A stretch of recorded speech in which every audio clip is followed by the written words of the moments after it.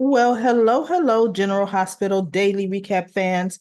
Today's daily recap is for Wednesday, July the 17th, 2024. Wednesday, July 17th. It's all right. You know, Kate is banging on the door, telling Jason, you know, you better answer this door as if he knew Jason was there. Jason's letting time go by. And it almost seemed like Kate thought he could kick the door in. I'm sorry, no warrant. No, no, no. You can't, right? So he comes in, telling Jason he wants him to give up Sonny, give up information on Sonny. And Jason's like, no, that is absolutely not a part of the deal.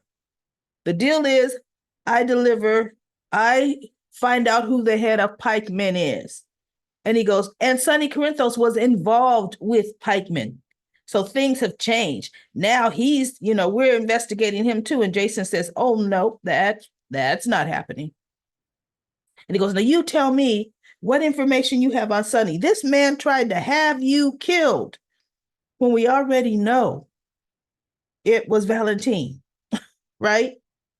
We already know. Jason believes Sonny did not try to kill him, right? So anyway, we've got flip side Anna. Valentin still trying to convince her to leave with him, still trying to, and I'm thinking, TikTok, everybody, TikTok. And she's like, is Charlotte almost home? And he goes, she'll be here any minute. And he's just saying, that he loves her and he knows she loves him and just come with him, right? And she says, I could not do that to Robin, Noah, and Emma. She says, I left Robin for years when she was a little girl for WSB. She says, I will not do that again to my family. And so he goes, but you want to. And he goes, why else would you be risking your life, to save me so I can leave? She goes, I'm doing it for Charlotte. The more she said that, the more I'm like, Anna, you could give a hot mess about Charlotte, right? Just because you saw her one time and she apologized. She pretended she liked you last year. Okay. So Valentina is like, but just admit it. You're also doing it because you love me. And she didn't say it then, but he goes, because like I love you. And then he was like, okay, just do me this favor. Tell me that you want to go with me, that you do actually want to go. And so she says, if circumstances were different, I would go with you in a heartbeat, but they're not different. And she asked him questions about why did he take up pikemen, all of this. And he explained, he told her he didn't hold anything back. Um, and so, they kiss one last time and Charlotte comes in the door. And but they weren't kissing when she came in. Anna's crying, Valentine is teary, and Charlotte's like, Papa, what's going on? And that's the last we see of them. Now, look, Anna had asked him, okay, are you ready to go? He goes, everything is packed. Everything we're ready. Do you have money? Do you have your fake identifications? Do you? And he goes, everything is fine, Anna. No one will find us. She goes, okay, because you have to be soon as she comes, ready to go. So Kate's finally, he goes, well, Jason said, I already know what the deal is, and that's what I'm working on. And he goes, well, you haven't even delivered on the deal. You're going to do what I say, and blah, blah, blah. And Jason just looked at him and calmly said, I'm not giving up any information on Sonny. However, so he walks to the fire escape where he had his laptop that has things downloaded onto it, right? He has his laptop and the sat phone. And he comes back over with the sat phone. He says, however, I'm giving you the information on who's the head of Pikeman. And Kate's looked. Wait, what? He goes, here's the sat phone with thousands of files on Valentin Cassadine being the head of Pikeman. And Kate's looked with the stupid, dumb face that he has, right? Deer in the headlight, look, you mean it's not Anna Devane? And Jason just looks at him. See, John can't get nothing right. But then while he was still saying how Jason had to give up Sonny for Ava. So Ava could get custody of Avery. And Jason's like, what? What? She says Sonny is coming after her. And we all know Sonny has no business raising a child. And I thought, really? And Jason says, you're listening to Ava Jerome? And Case just looks at him like, huh. He goes, well, that's a mistake. You can't believe a word out of that woman's mouth. But anyway, when Kate gets the phone, he says, wait a minute. How long have you had this? He said, a couple of hours. And then Kate says, because before Jason got it, he checked the clock to make sure the 2 hours went by.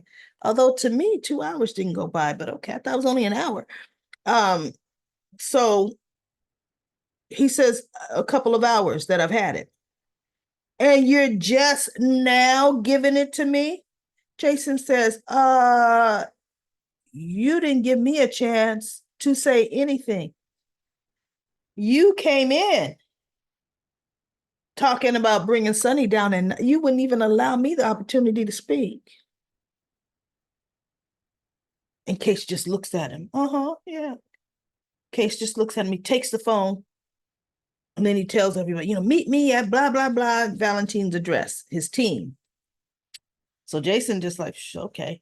So now Anna, of course, the next scene, Kate's and his guys are at Valentin's place, and they burst in, from different directions, meeting in the center. House is clear. So John Cates is turning around looking like, huh? He's going to go back to Jason and say, Valentin wasn't there. And it's like, that's on you. Maybe he's out to dinner. I don't know where he's at. Here's the evidence that I promised, right? You find him. So Jason goes to the Metro Court looking for Carly, and Gio talks to him, and he introduced himself to Gio.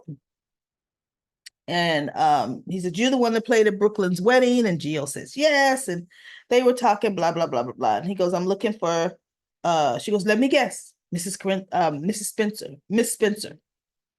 And Jason said, how would you know? He said, Jocelyn. He goes, yeah.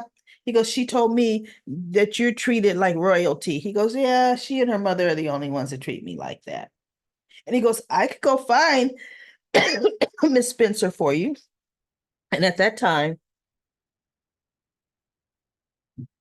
behind Gio, Jason can see Carly walking by. He goes, never, I see her, never mind. So Jason goes over and he goes, Carly, I've done it. I fulfilled my end of the bargain for the FBI. If Cates holds up his words, we're free. Now, everybody, this is the comment corner poll. Do you feel John Cates is going to hold up his end of the bargain? Except, remember, we thought Cates was rogue. We found out yesterday's episode, he's not rogue. His boss, his upper echelon knows. The only way they may hold up that end of the bargain is Cates is not the decision maker. That might be how they finally get Carly out of these charges, which is time. Otherwise, how are they going to get her off of these charges? So I honestly believe they may have Cates. They honor the agreement with Jason. Carly's free. And now Cates is going to devote himself going after Sonny. That might be what the way it's going to work out. If it doesn't work out like that, Jason's going to be an enemy of Kate's, and Kate's doesn't want that. And now we're going to actually see Jack Brennan. He's going to get out. Now that Valentin is gone, Jack is going to get out of prison. And Jack is going to take Kate's out. That doesn't set Carly free because the evidence is at the FBI. It's on their files, but that evidence has been there for years. Right?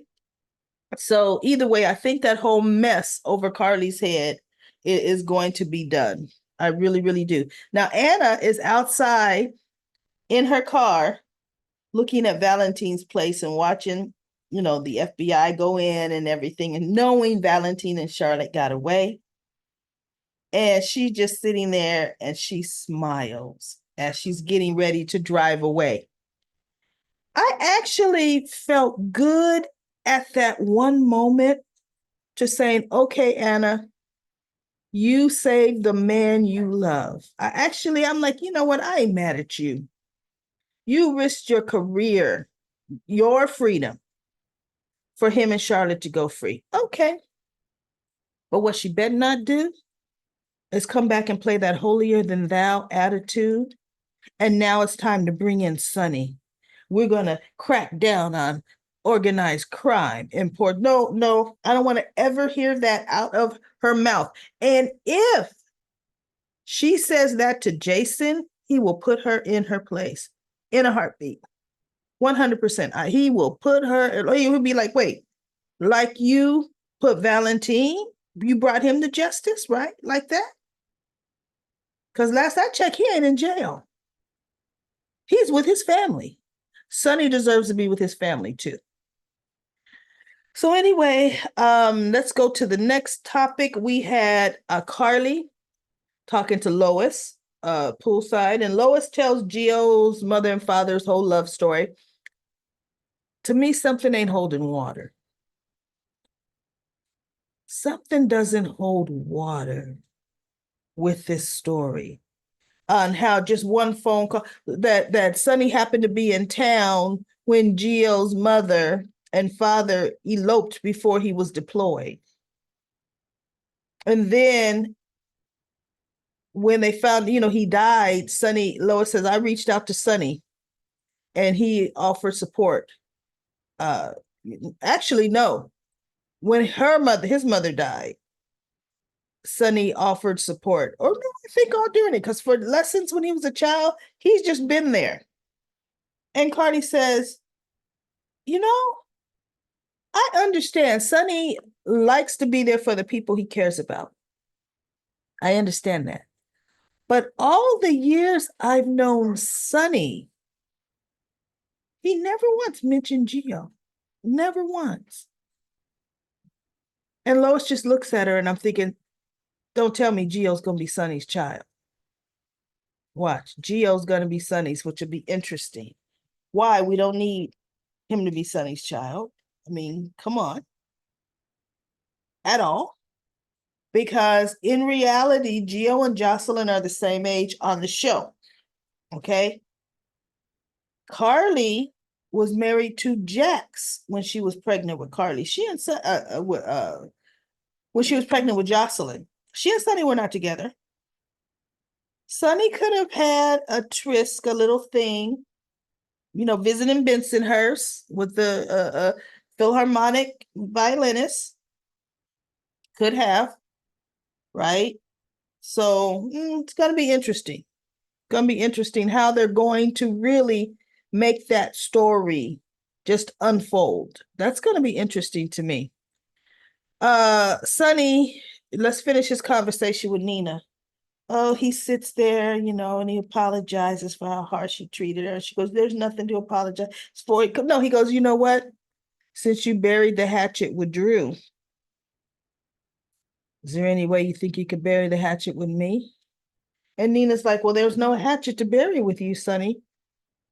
The reason our relationship broke down was because of my lies. I take full responsibility of that. And he goes, I could have handled it differently, the breakup. So and he's they talk about Mike and Nixon Falls. And he then says, of course, this is why I'm being nice to you, chick, is Ava. And they talked about Ava. And he goes, now, Ava, she goes, you were right about Ava. He goes, I know Ava's no friend of mine, right? And so he goes, well, Ava is trying to take Avery away from me, and I'm fighting her. Now, they may come to you to testify against me. And I would like to know, would you testify, on my behalf? And Nina says, well, look, Sonny, if they come to me and they want me to testify on Ava's behalf, she goes, if Ava's foolish enough to come to me, wanting me to testify on her behalf, she goes, I'm going to tell them yes. I'm going to tell them yes, I'm on their side. And she goes, as soon as I get on the on the stand, oh, I'm going to flip the script on Ava Jerome. She's got another thing coming to her. And Sonny's like, okay. So either way, they end amicably. And Maxie ends up coming into Ava's office later, and not Ava, Nina's office later. And Nina, of course, ain't listening to a thing Maxie says. She wants to talk about the future of deception with Brooklyn. And she says, Sonny was in my office, and just she cuts off Maxie and, then just talks completely about her, right? And so Maxie was like, oh, I'm surprised. And, said, talk about how it ended. So Maxie was pretty happy with that. So anyway, now we have, let me see, one last thing. Oh, Natalia is sitting up in Sonny's house penthouse when he gets home. Note to Sonny, tell your housekeeper, don't ever let nobody in. And not just the housekeeper. Where's the bodyguard? Well, you know what? Nobody was in the house. So maybe, okay, nobody was in. But do you let somebody that you've seen, he goes, because she saw me here before. I hope that's okay. Because he's like, what are you doing here, Natalia? And I'm thinking, no, that's not okay. Just because you've seen somebody here one time, that does not give permission for you to let that person in unattended, because I didn't see a housekeeper keeping an eye on her. As a matter of fact, the last time Natalia was there, who was keeping an eye on Natalia? Oh, that was Ava. Actually, she's been there twice. Once when Ava recorded her, the other time when Sonny made Ava make them drinks, right? So anyway, she said she was here for Blaze and Christina and I made my words made a big mess of things, and now blah blah blah. Sonny says, yeah, because they were hateful. you know and so she goes, I know, and I may not have a relationship with my daughter because of them. She says, but I'm going to tell you, your daughter, she's got you and she's got her mother in her. And he says, oh, Christina, she talked to you. He goes, oh yeah, she came to me and she told me exactly what she thinks about me. And Sonny kind of chuckled. He goes, yep, that is my daughter. And so Natalia is like, but here's why I'm here. I did some research and I understand that you used to own a record label. And he goes, yeah, it was a woman I was in love with back then. And, another friend, remember, it was Brenda and Lois. That's what the L&B records came from, right?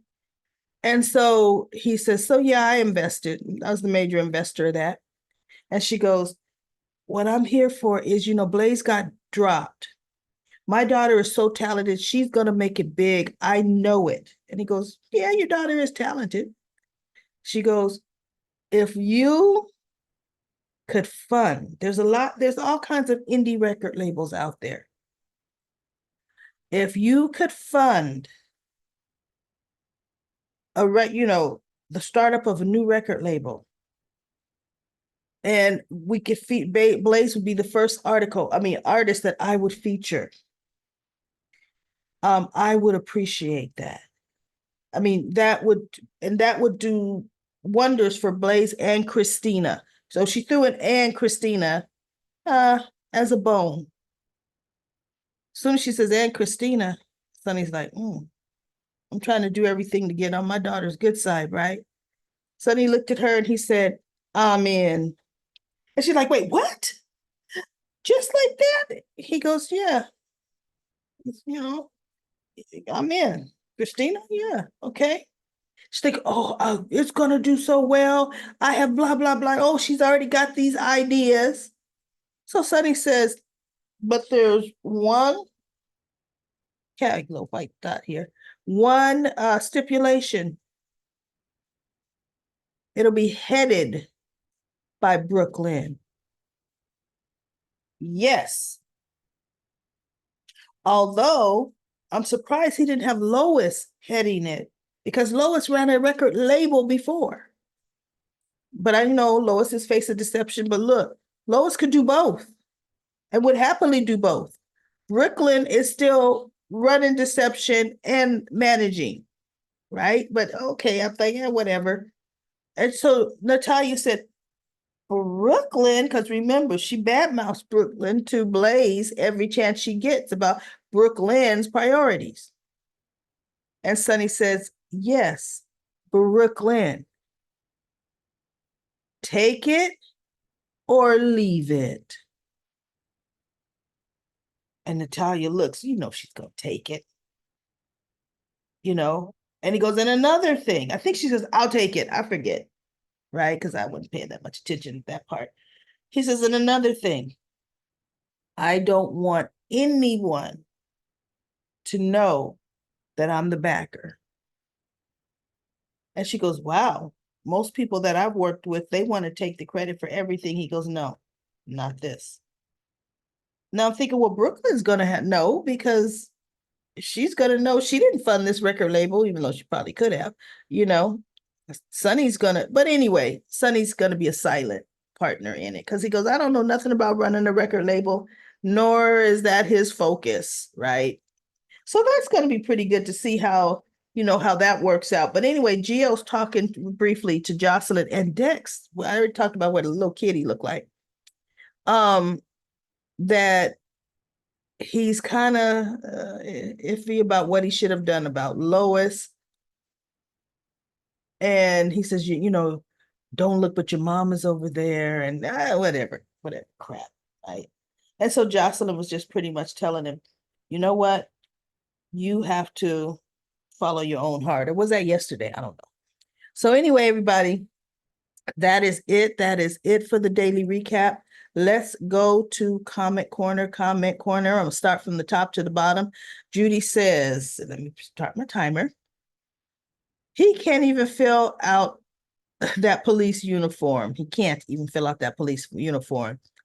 I said it's weird. He looks like a placement.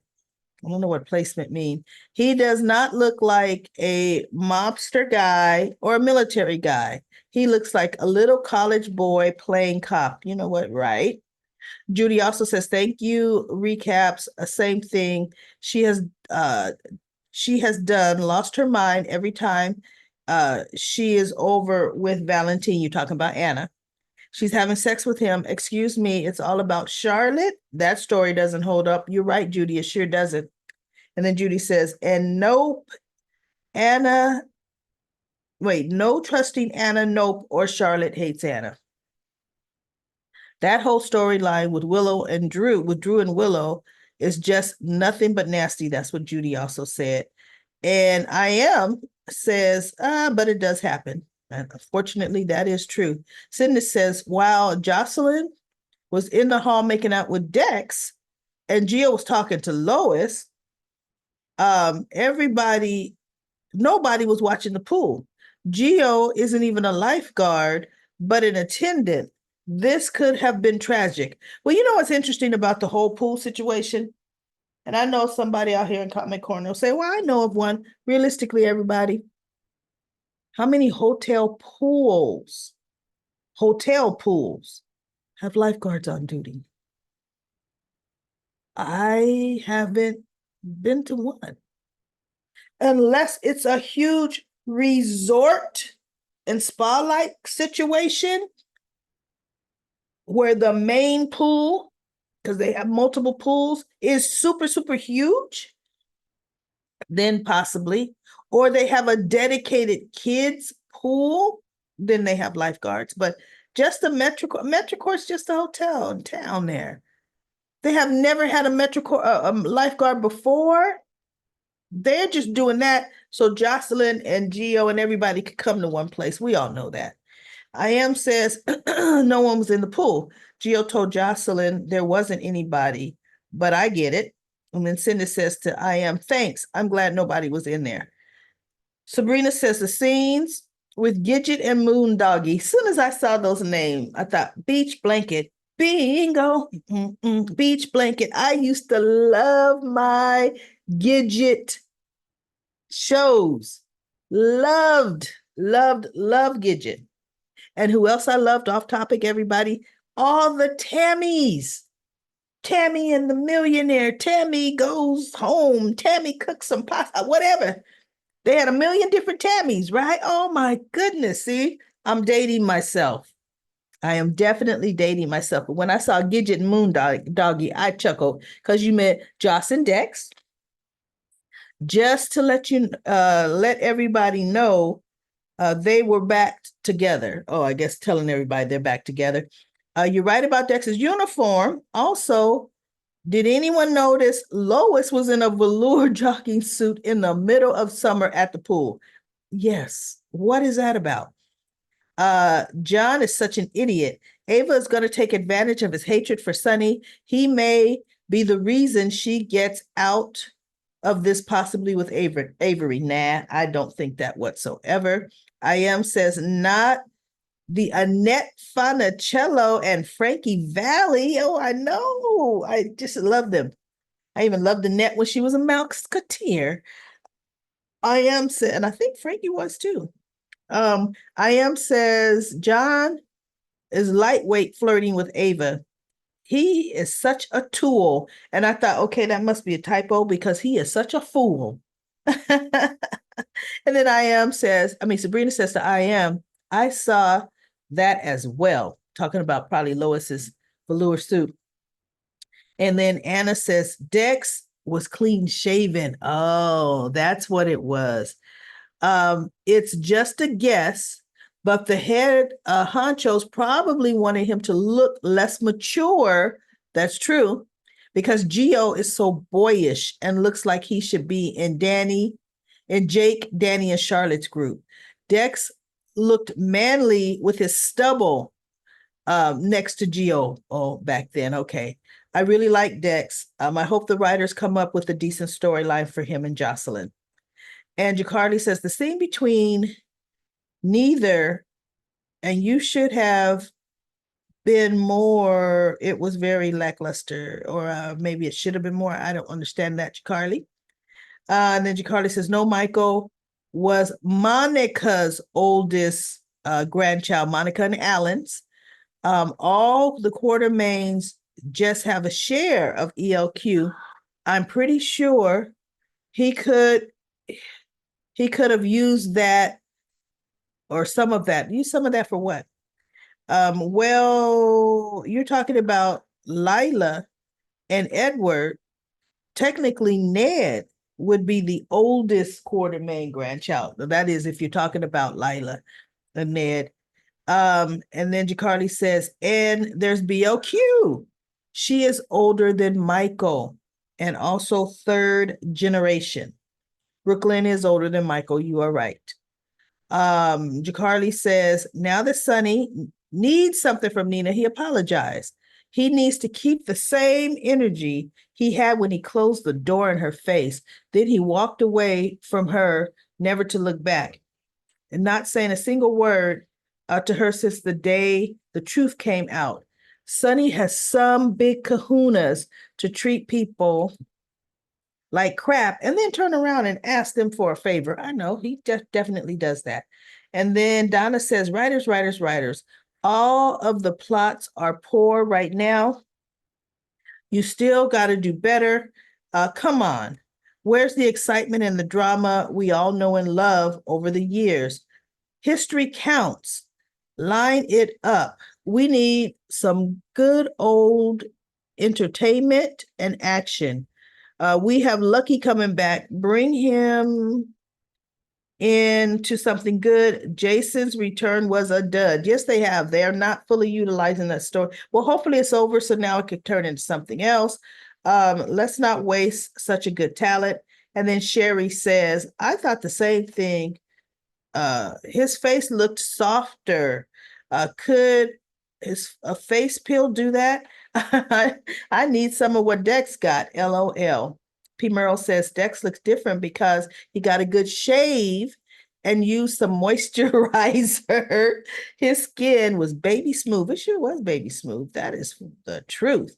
And then Tedrezor says, Dex looks better with a little stubble. He looks like a teenager when he does the close shave. But I think that's what they're going for because Gio does look like a kid next to him. And then Linda says, I think Sonny might die from not having his meds. And that's where Morgan comes in to help him move to the other side, like Courtney did for Mike.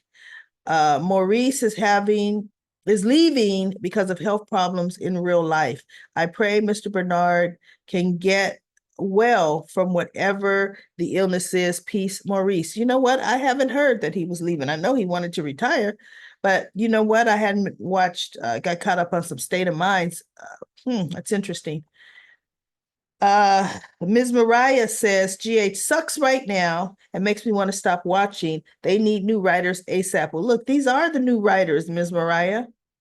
These writers were just hired. It's just they're not good. They need the strike fill-in writers. They were good. They were very good.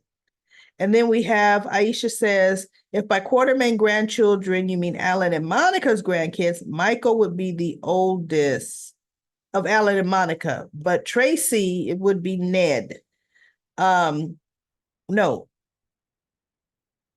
Yeah, Alan and Monica. But if you're talking about Edward and Lila's grandkids, it's Ned. You're right, Aisha. That is exactly how it goes. I am says, yep, but Edward was a Rolling Stone. Another Jimmy Lee Hope may pop up. That is so, so true. All right. Last comment. PE says, the drop storylines are ridiculous. Who shot Gatlin Hope? I want to know that too. Who did that? Who brought Windermere? Oh my goodness. Who did buy Windermere? Better writers needed. And then Hello There says, General Hospital could get better writers off the street. Woo, tell it like it is. Hello There, look. GH needs to reach out to me. I'm just kidding, everybody. All right, thank you. Thank you for all your comments on Comment Corner. Please, there were over 55 comments. Go ahead and finish. Make sure you read everybody's comments and, give a comment of your own if you want to. I will be back tomorrow with another daily recap of General Hospital.